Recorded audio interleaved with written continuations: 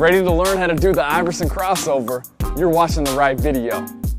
Pay close attention now as I elucidate the specific details of this vicious move.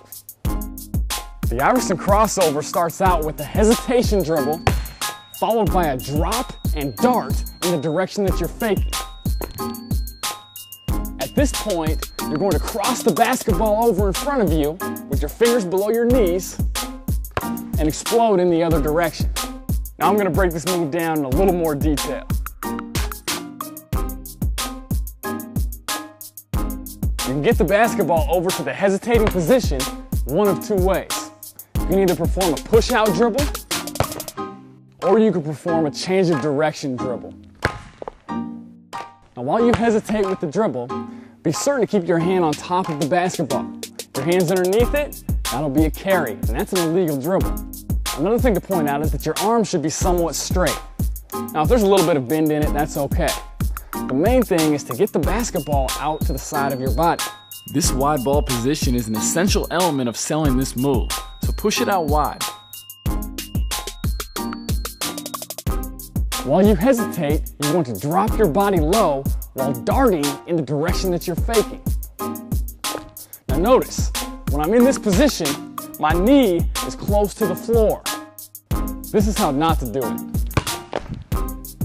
You notice how this knee is up? You'll have a harder time selling your fake with this knee up. This is much more believable. You want to make the defender believe that you're going to explode in this direction. As you drop and dart in the direction that you're faking, your chest should be over your knee. If you're upright, you're doing it wrong. You need to drop your shoulders and get your chest over your knee. Now another paramount point to point out is that while you're in this position, it's vital that you look in this direction. This will help you sell your fake. Now I'll do the first part of this move in fast motion.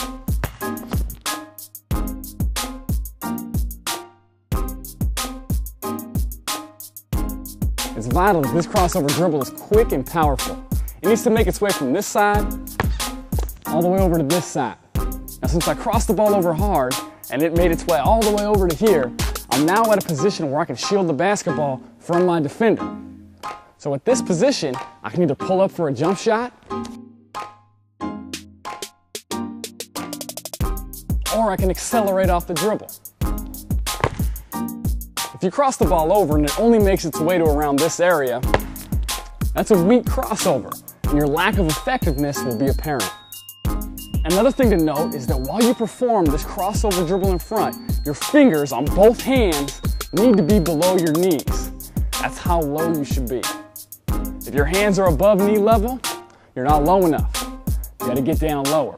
This will also help you drop your shoulders, because as you explode out of your move, your shoulders need to be in this dropped position. You don't want to raise up. If you raise up, you may lose an advantage. Now I'll do this move in fast motion.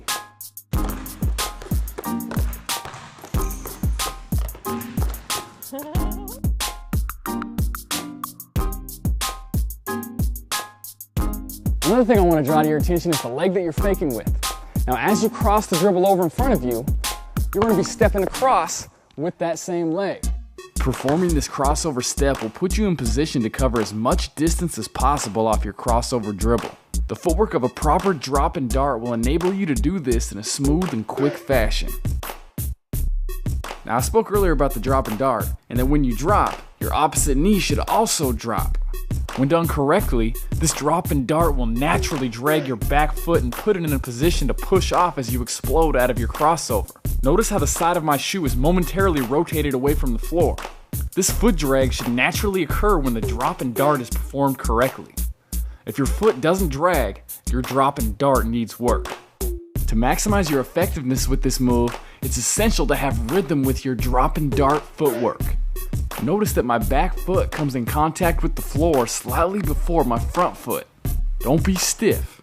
Have rhythm. Now one technique that can be used to help you sell your fake is the arm swing with your opposite arm. This arm can be used to accentuate your fake, but it's not necessary. You can do the Iverson crossover with or without an arm swing.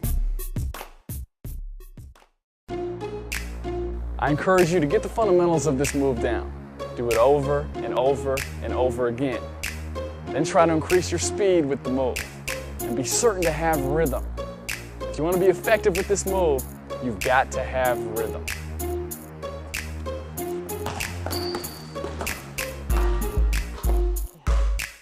If you're serious about building your IVERSON crossover, I recommend that you get on the IVERSON crossover workouts.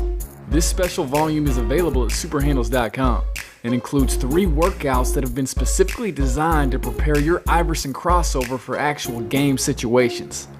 In addition to the IVERSON crossover, these workouts also hone your shooting.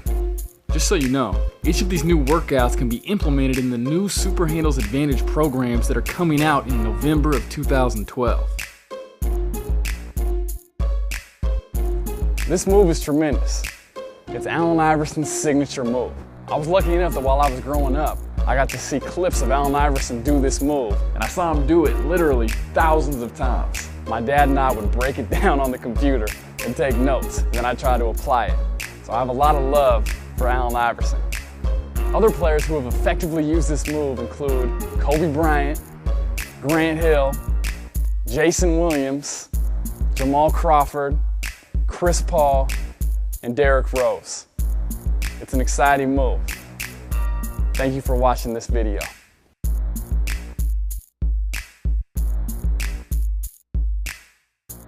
Gain the advantage.